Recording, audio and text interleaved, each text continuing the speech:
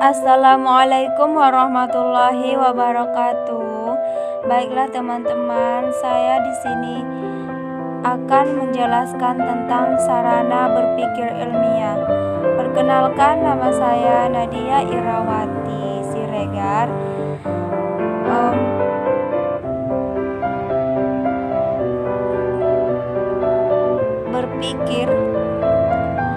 Berpikir ada dua macam, yaitu alamiah dan ilmiah.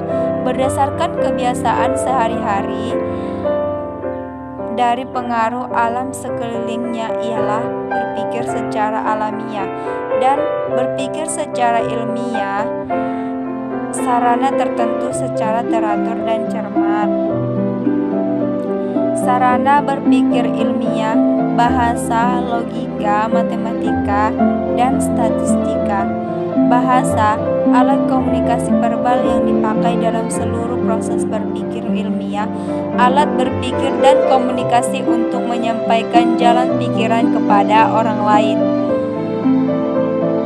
Bahasa, bahasa alami, bahasa isyarat atau umum ke khusus, bahasa biasa atau simbol ke makna, bahasa buatan, bahasa istilah, bahasa artifisial. Bahasa, bahasa alami, spontan, bersifat kebiasaan, intuitif, pernyataan secara langsung.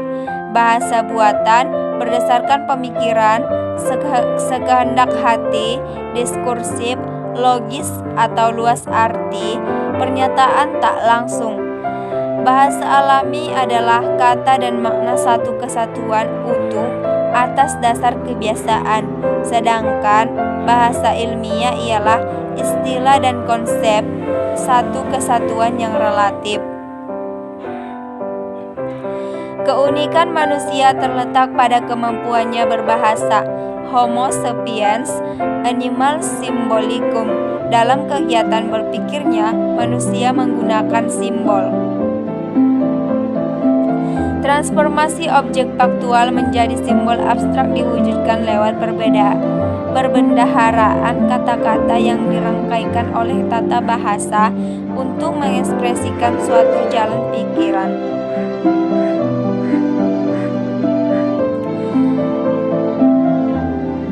Teman-teman dapat memperhatikan gambar di dalam gambar ini, yaitu pembendaharaan kata-kata. Manusia terus berpikir dan belajar, bahasa terus berkembang, akumulasi pengalaman dan pemikiran. Lalu terbentuklah pembendaharaan kata-kata. Yang gambar di sini sebagai lambang dan bunyi. Di sini adalah contohnya, ini awan menunjukkan gambar awan, bukit menunjukkan gambar bukit, dan sungai menunjukkan gambar sungai. Komunikasi ilmiah bertujuan untuk memberi informasi berupa pengetahuan, bersifat reproduktif untuk mencegah misinformasi. Dalam komunikasi ilmiah digunakan bahasa yang jelas dengan batasan pengertian tertentu dan dengan jalan pikir jelas. Beberapa kekurangan bahasa dalam lingkungan ilmiah.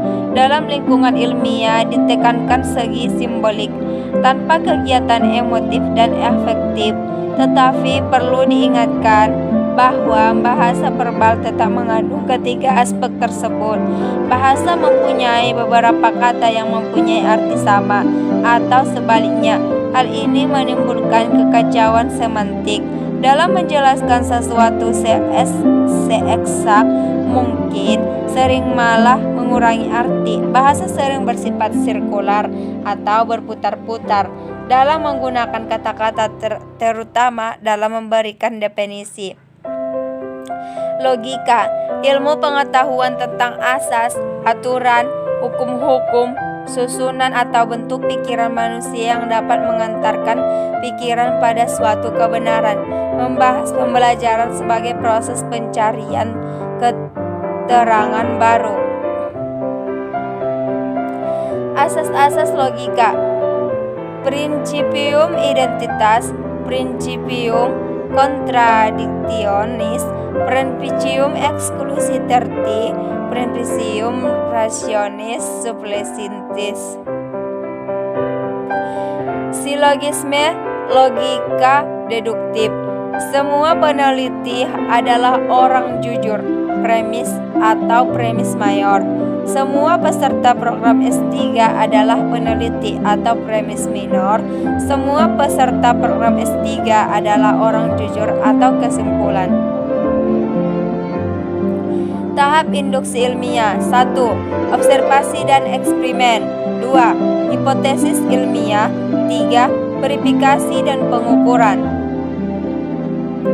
Logika. Premis mayor benar, premis minor benar, kesimpulan absah. Ketiga aspek ini sama-sama bertujuan untuk ketetapan penarikan kesimpulan. Pengetahuan benar, ketetapan berpikir logis, dan sebagian manusia bertindak salah, kesesatan dan tidak logis. Matematika sebagai bahasa. Pernyataan matematik jelas, spesifik, informatif, tidak menimbulkan konotasi dan emosional. Matematika sarana berpikir deduktif. Berpikir deduktif, proses pengambilan kesimpulan yang didasarkan pada premis-premis yang kebenarannya telah ditentukan.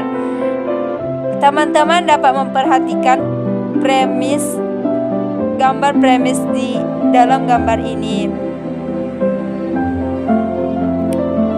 Beberapa aliran dalam filsafat matematika.